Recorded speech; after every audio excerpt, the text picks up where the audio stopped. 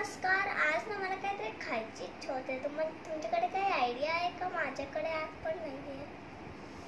चला मला एक आयडिया आला. आपण आज भेळ बनवायची का? चला बघूया त्याच्यासाठी काय काय लागतं. पहिले आपल्याला लागतं मुरमुरे, मग कांदा. जर तुम्हाला टेस्टसाठी पाहिजे असेल कैरी तर तुम्ही घेऊ शकता. कैरी, टमॅटो, कोथिंबीर, फरसाण, चिंचगुळाचं पाणी, मीठ, तेल. चला पहिले आपण टाकणार आहे मुरमुरे.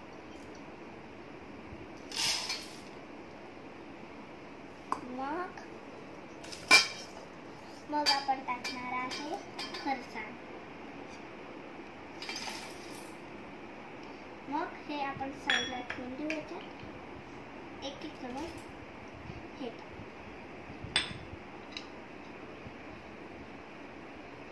पहिले आपण टाकणार आहे कांदा. थोडा थोडा घेऊन टाकायचा.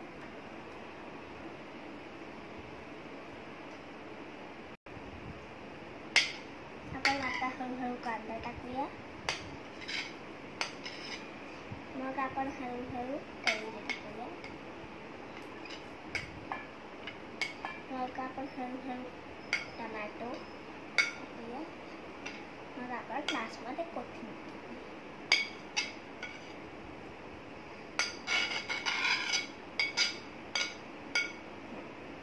आता आपण थोडं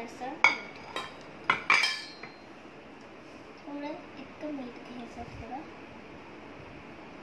इतकं मीठ घ्यायचं आणि मग टाकायचं. आता चला मिक्स करूया.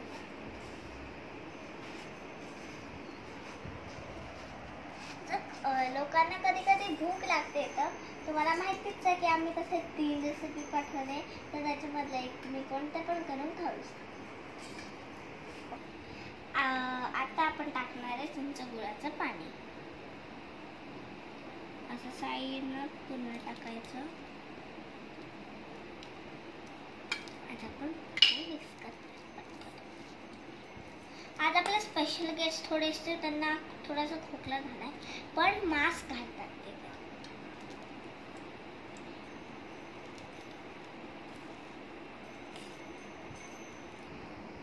आता आपलं हे मिक्स करून झालंय. तर आता आपण हे टाकणार आहे. आज आमच्याकडे ना काही तिखटाची चटणी नव्हती म्हणून आम्ही गोड चटणी टाकली. चला आपण टाकूया. आज माझी मम्मी येणार आहे खायला, तर मी शूटिंग म्हणजे मी नाही येणार आहे दाखवताना.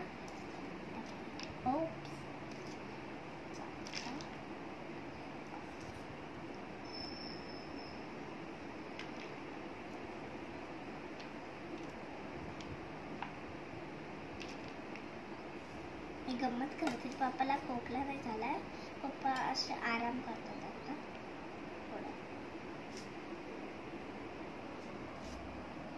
आपली मस्त गोड आणि चटपटीत भेळ बनली. मम्मी चल ये.